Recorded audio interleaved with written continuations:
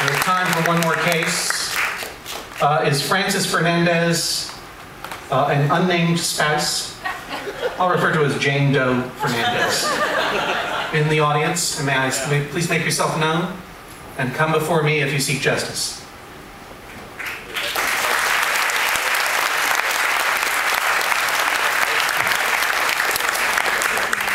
I think we can dispense with the swearing in and I think that they're safe.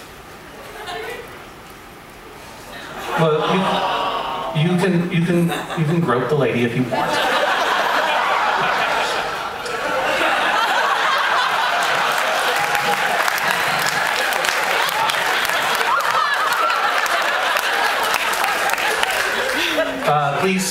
Please step forward. Please come to your places. We'll do a very quick swearing in. Raise your right hand. Do you promise? Yes. Sure. You may be seated. Who is the complainant? I am, Your Honor. Of course. It's usually the husband. I have very specific ways of doing things. But my wife has a very different way of doing things. Can you tell me about why you're right and she is unright? She believes that cream gravy should be served on mashed potatoes with fried chicken, and I believe that brown gravy should be served in these same circumstances.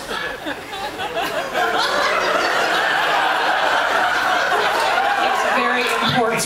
Excuse me. I will have order. Can you explain your position a little bit more?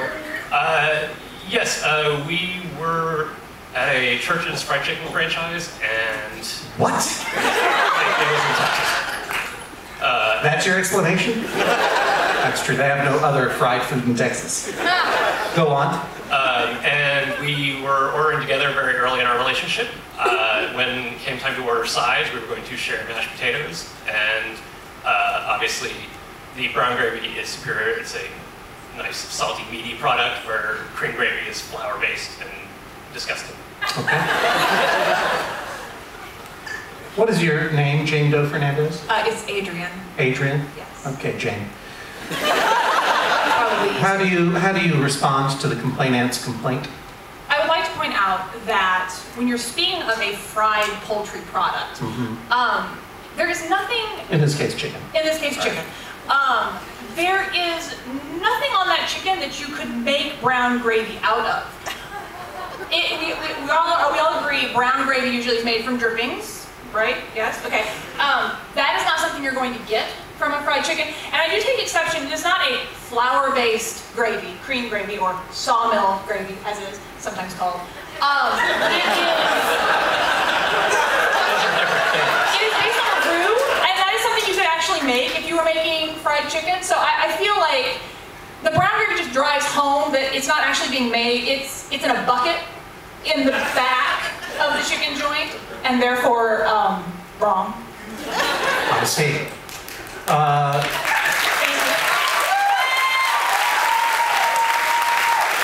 This is not trial by mob, but you're right. I didn't think so, but I'm swayed by that argument. How do you respond? Your Honor, in a fried chicken franchise, the cream gravy is very likely also comes from the bucket.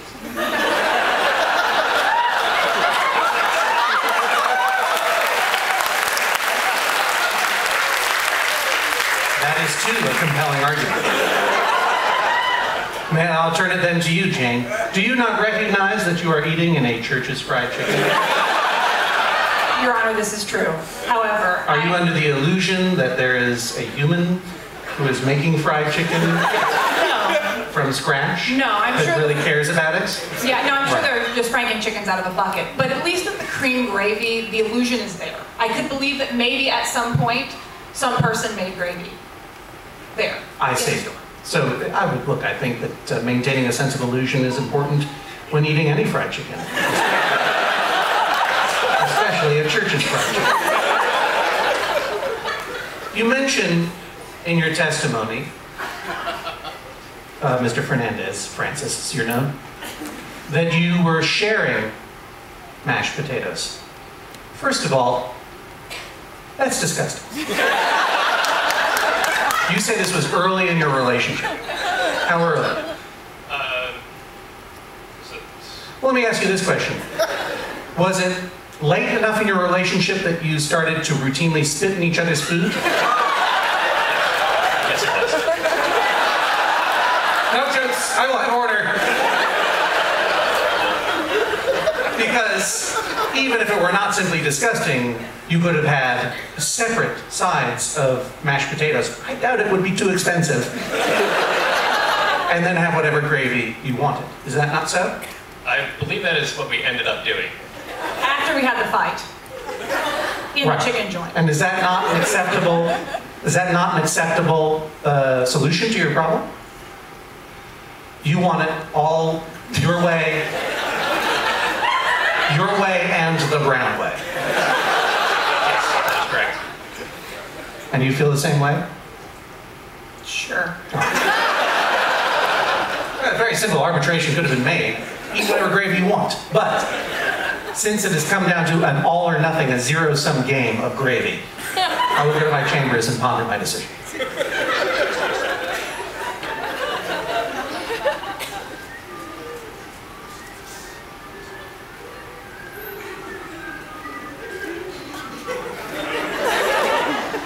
You may be seated. Oh, sorry.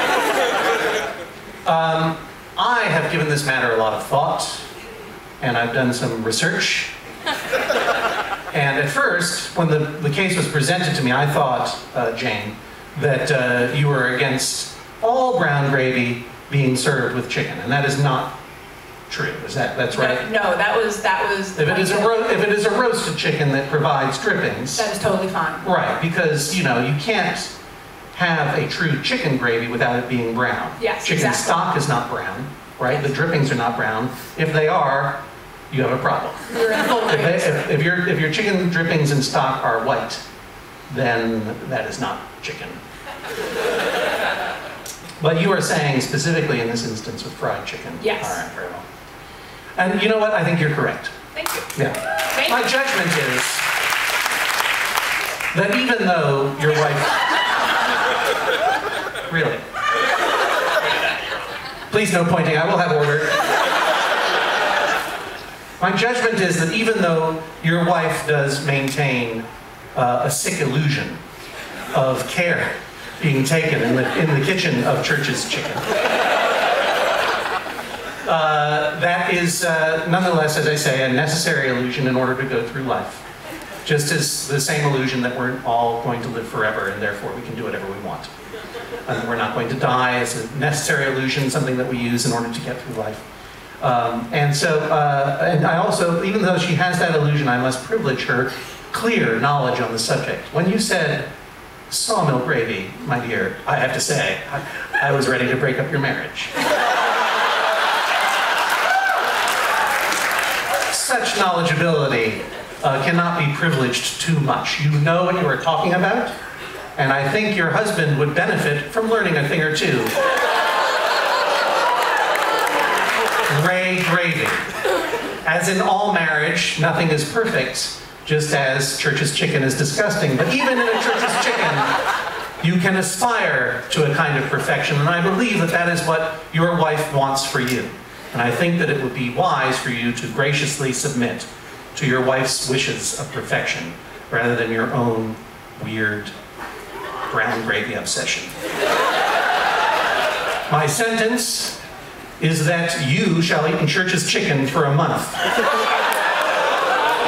and enjoy whatever gravy you want. And then you will make him a proper fried chicken dinner with whatever gravy you want to serve him. I can make that happen. I can think you can.